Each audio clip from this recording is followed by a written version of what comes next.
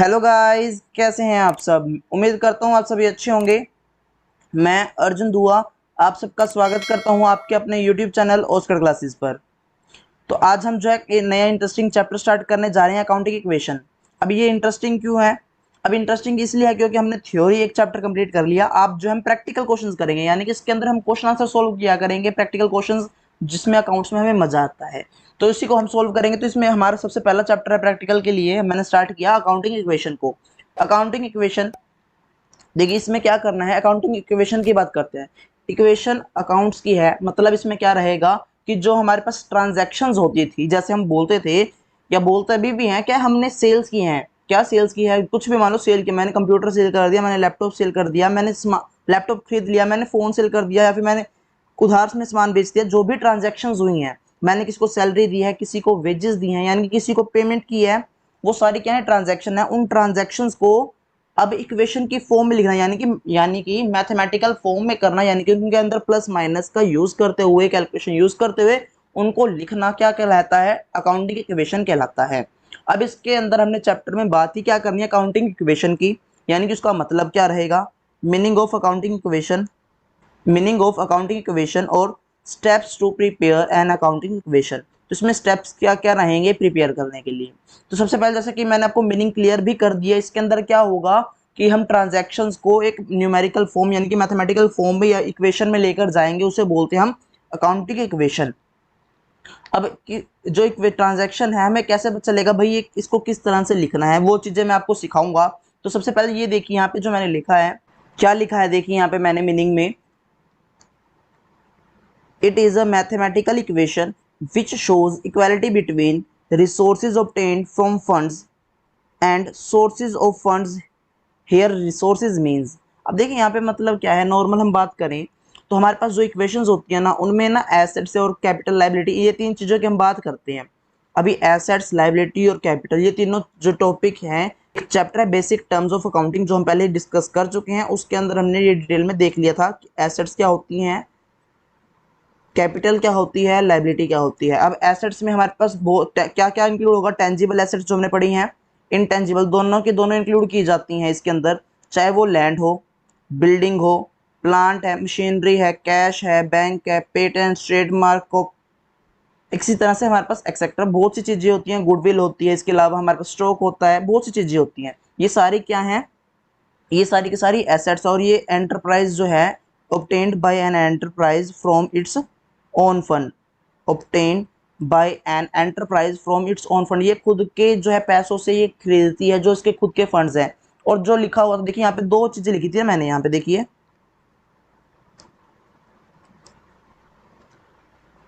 यहाँ क्या लिखा मैंने, एक तो लिखा है मैंने फंड्स और एक लिखा है सोर्सेज ऑफ फंड्स। इस बात पे रखना ध्यान, क्या एक लिखा है मैंने फंड्स, एक लिखा है मैंने सोर्सेज ऑफ फंड्स। यहाँ पे फंड्स जो है खुद के पैसों की बात कर रहे हैं, यहाँ पे कैपिटल की बात कर रहे हैं। यानी कि जब भी हम खुद के पैसों से कोई भी सामान परचेज करेंगे, सेल्स करेंगे, तो हम उसमें वो क्या होगा, कैपिटल में ऐड और लेस होगा। जब हम बात करेंगे लाइबिलिटी की, लाइबिलिटी की कब बात करेंगे, लाइबिलिटीज की कब बात करेंगे, जब हम किसी से और से पैसा लेंगे, यानी कि सोर्सेज ऑफ फंड कोई और होगा, खुद का मतलब ओनर नहीं होगा, किसी और से उन्होंने पैसे लिए होंगे, उसकी बात करेंगे। यानी कि सोर्सेज ऑफ फंड्स में हमारे पास दो चीजें रहेंगी, एक इंटरनल ओनर, यानी कि जो इंटरनल इक्विटी है, यानी कि ओनर्स की इक्विटी है, और एक एक्सटर्नल इक्विटी, यानी कि हमने जो बोरो किया था फंड, वो दोनों की बात करेंगे हम इसके अंदर। अभी यहाँ पे नॉर्मल नॉर्मल वर्ड्स हैं, जैसे मैंने बोला बोरो फंड, यानी कि मैंने किसी से उधार लिया था, उसका यूज कर रहा हूँ। जब मैंने किसी से उधार लिया तो मुझे उसको वापस भी करना होगा, तो वो मेरी लाइबिलिटी है, मेरी ऑब्लिगेशन है, मेरी ड्यूटी बनती है कि भाई मैं उसको पेमेंट करूंगा, तो वो लाइबिलिटी में इंक्लूड करेंगे। अब मेरा खुद का पैसा था, तो उसको मैं किसमें से ऐड लेस करूंगा, बिजनेस का, भाई खुद का पैसा है तो मतलब कैपिटल होगी, कैपिटल में से प्लस और माइनस करूंगा मैं। तो इस तरह से अकाउंटिंग इक्वेशन को हम लेके चलते हैं। इसी तरह से बात कर लेते हैं। अब आपको ना एक फॉर्मूला याद रखना है, या तो आप कह सकते हैं आपको फॉर्मूला याद रखना है। कौन सा फॉर्मूला रहेगा, यहाँ लिखा हुआ है assets is equal to capital plus liability. क्या लिखा हुआ है, assets is equal to capital plus liability. तो इस बात का ध्यान रखना है कि यहाँ देखिए टोटल एसेट्स किसके इक्वल होंगी, टोटल एसेट्स इक्वल होंगी इंटरनल फंड, जिसको हम कह सकते हैं ओनर्स इक्विटी, यानी कि कैपिटल, क्या बोल सकते हैं, कैपिटल। और यहाँ लिखा हुआ है एक्सटर्नल फंड, एक्सटर्नल मतलब एक्सटर्नल इक्विटी, यानी कि बोरोड फंड, क्या, बोरोड फंड। बोरोड फंड, जिसको हम बोलते हैं लाइबिलिटीज। क्या बोलते हैं? लाइबिलिटीज। यानी कि एसेट्स जो है, एसेट्स किसके इक्वल होती हैं? एसेट्स इक्वल होती हैं कैपिटल प्लस लाइबिलिटीज के इक्वल होती है। तो इस बात का ध्यान रखें, क्योंकि इसी के थ्रू ही हम जो अकाउंटिंग इक्वेशन को सोल्व करेंगे। और ये ध्यान रखना, जैसे इन्होंने लिखा है ना यहाँ पे इक्वल है बैलेंस, यहाँ लिखा है ना इन्होंने इक्वल, यहाँ पे भी लिखा है इक्वल इक्वेशन में। तो यहाँ पे क्या मतलब है, आपका जो सम है ना वो हर एक ट्रांजेक्शन करने के बाद इक्वल आएगा। वो इक्वल क्यों आता है? यहाँ पे ना टू साइडेड इफेक्ट होता है, एक ट्रांजेक्शन का डबल इफेक्ट होता ही होता है, जिसको हम बोलते हैं प्रिंसिपल ऑफ ड्यूअलिटी। जैसे यहाँ पे आपको दिख रहा होगा, यहाँ पे लिखा हुआ प्रिंसिपल ऑफ ड्यूअलिटी। ठीक है, इस प्रिंसिपल के थ्रू, इसी प्रिंसिपल के कारण ही यहाँ पे दो इफेक्ट पड़ते हैं अकाउंटिंग इक्वेशन में। हर एक ट्रांजैक्शन के, बिजनेस की जितनी भी ट्रांजैक्शन होंगी हर एक ट्रांजैक्शन के दो इफेक्ट तो पड़ेंगे ही पड़ेंगे। ठीक है, या तो वो एसेट्स में जाएगा, वो कैपिटल लायबिलिटी में भी जाएगा, वो कैसे भी, तो वो क्वेश्चन पे डिपेंड करेगा भाई, वो दोनों क्या पता है एसेट्स में प्लस माइनस हो रहा हो, या एसेट्स एक तरफ एसेट में हो रहा हो एक तरफ कैपिटल में। जैसे एग्जांपल लेके चलता हूँ, मैं आपको दिखाता हूँ। ठीक है, फर्स्ट लिखते हैं, यहाँ लिखता हूँ मैं स्टार्टेड बिजनेस। अभी ना मैं आपको क्वेश्चंस भी करवाऊंगा, तो वीडियो को देखते रहें। ठीक है, चैनल को सब्सक्राइब भी कर लें, ताकि आपको जैसे मैं कोई वीडियो डालता हूँ किसी भी क्वेश्चन पे, किसी भी टॉपिक पे, तो आपको उसका नोटिफिकेशन मिल जाए। स्टार्टेड बिजनेस विद कैश, इसको मैं इरेज कर देता हूँ। ठीक है, कैश लिख देते हैं, कैश। तो इसके दो इफेक्ट क्या क्या पड़े? तो सबसे पहले देखा हमने बिजनेस, इसका मतलब क्या? Started business with cash. एक पर्सन है, उसने अपना बिजनेस स्टार्ट किया, तो बिजनेस में उसने पैसा लगाया होगा, तो उससे क्या होगा? बिजनेस क्या कहेगा, भाई मेरे पास कैश आया है, यानी कि मेरे पास जो कैश का बैलेंस होना चाहिए वो इंक्रीज हुआ। जब भी इंक्रीज होगा तब प्लस करेगा। इसी तरह से अब कैपिटल लिखूंगा मैं। कैपिटल क्या होती है, हम बात कर चुके हैं, जो ओनर पैसा इन्वेस्ट करता है, ओनर जो पैसा अपने बिजनेस में, खुद के बिजनेस में इन्वेस्ट करते हैं, उसे क्या बोलते हैं? कैपिटल बोलते हैं। अब कैपिटल का बैलेंस क्या होगा? कैपिटल का बैलेंस भी बढ़ेगा। अगर कैश आ रहा है बिजनेस में तो वो भी बढ़ेगा, यानी कि इंक्रीज होगा, तो वो भी प्लस होगा। तो देखिए यहाँ पे कैश और कैपिटल में प्लस हुआ। अब मैं एक और ट्रांजेक्शन लिखता हूँ, उसके अकॉर्डिंग देखेंगे। अभी ये देखिए, यहाँ पे दूसरी लिख देता हूँ, परचेज गुड्स फॉर ₹10,000। अब मैंने 10,000 का सामान खरीद लिया। अब क्या होगा? मैं देखूं मेरे साथ क्या होगा, कैश मेरे पास आएगा या जाएगा? मेरे पास अगर मैं कोई सामान खरीदने जाता हूं तो मेरे को कोई पैसा मिलेगा या मैं पैसा दूंगा? भाई साहब आप तो दोगे पैसा, यानी कि क्या होगा? डिक्रीज होगा बैलेंस। क्या होगा? डिक्रीज होगा। डिक्रीज होगा तो लेस करना है। ठीक है, डिक्रीज होगा तो लेस करना है, यहाँ लिख भी देता हूं मैं। ठीक है, ये डिक्रीज के कारण होगा, डिक्रीज होगा तो लेस होगा, इंक्रीज होगा तो ऐड होगा। ठीक है, इस बात का ध्यान रखना। इसी तरह से और दूसरा क्या होगा, देखिए यहाँ पे मैंने लिख तो दिया, एक कैश तो मैंने लिख दिया। दूसरा इम्पैक्ट क्या पड़ेगा? दूसरा इफेक्ट क्या होगा इसका, कि इसमें जो है मेरे पास स्टॉक, अब स्टॉक यानी कि हमारे पास इतना सामान पड़ा है, यानी कि अब इसमें बैलेंस बढ़ जाएगा, इंक्रीज होगा। तो देखिए मैंने क्या कहा था, या तो दोनों एसेट्स में बढ़ सकता है, घट सकता है, या एसेट्स कैपिटल लायबिलिटी तीनों में किसी में दो में जरूर होगा ही होगा। यानी कि इसके दो इफेक्ट तो होने ही होने हैं। क्या कोई मर्जी ट्रांजेक्शन ले लो, अभी हम क्वेश्चंस भी करेंगे ना अगली वीडियो से, तो उसमें आप देख सकते हो। तो यहाँ पे अब हमने बात कर ली भाई, इस तरह से होगा कि दो इम्पैक्ट तो पड़ेंगे पड़ेंगे। अब हमें बनानी कैसे होगी? तो सबसे पहले हमने क्या करना होगा, जैसे मैंने आपको एग्जांपल दिया, पहले ट्रांजैक्शन को हमने देखा, क्या देखा हमने? Analyse transaction in detail. हमने ट्रांजैक्शन को डिटेल में देखा और आइडेंटिफाई किया कि क्या उसमें एसेट्स, लायबिलिटी और कैपिटल जो है वो किस तरह से जो बैलेंस हमारे पास होंगे उनको अफेक्ट करती है।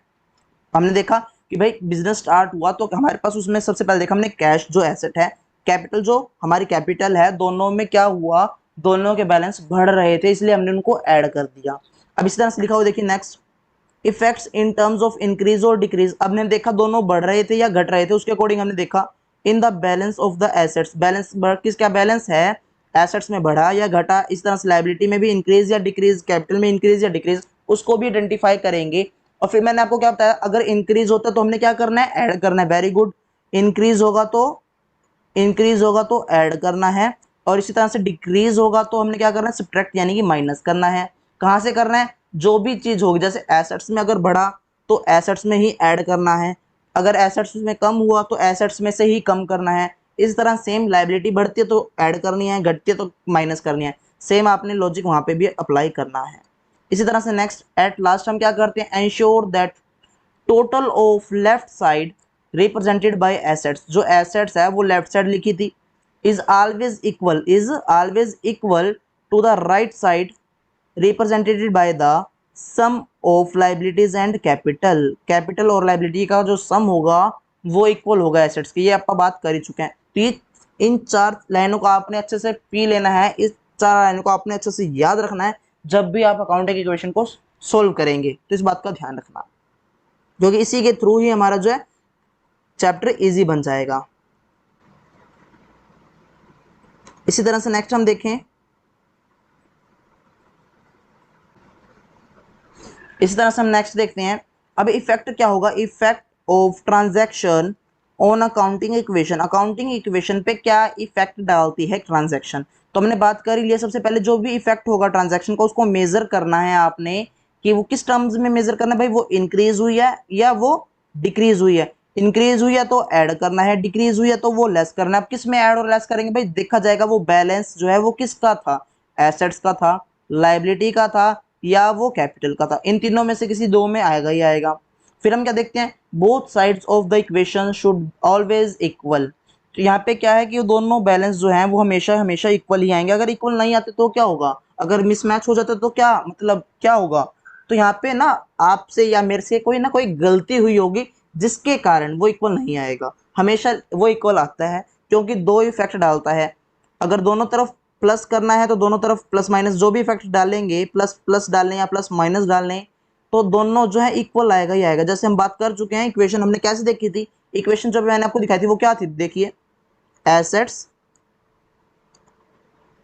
Is equal to capital plus liability,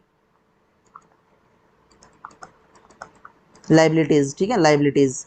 तो यहाँ पे ये इक्वेशन है और देखिए यहाँ पे बीच में क्या लिखा हुआ है, इक्वल लिखा हुआ है, तो यानी कि इनका सम हमेशा इक्वल आएगा ही आएगा। अगर नहीं आता तो कोई ना कोई गलती हुई थी ट्रांजैक्शन पढ़ते वक्त, या तो कोई अमाउंट की हो गई, या तो हमने प्लस करना था माइनस कर दिया, माइनस करता या प्लस कर दिया। इस तरह से छोटी छोटी गलतियों के कारण हमारा क्वेश्चन गलत हो सकते हैं, तो उस बात का भी ध्यान रखना, ठीक है। तो हमने इसकी थ्योरी कवर अप कर ली है। कल से आपके पास जो है कौन सी वीडियोस आ जाएंगी, इसके प्रैक्टिकल क्वेश्चंस की वीडियो आ जाएंगी। अगर आपको वीडियो अच्छी लगती है वीडियो को लाइक करें, दोस्तों को शेयर करें। अगर आपने अब तक चैनल को सब्सक्राइब नहीं किया, चैनल को सब्सक्राइब कर ले, बेल आइकन को प्रेस करना मत भूलना, ताकि आपको नई नई वीडियोस की नोटिफिकेशन सबसे पहले मिल जाएं।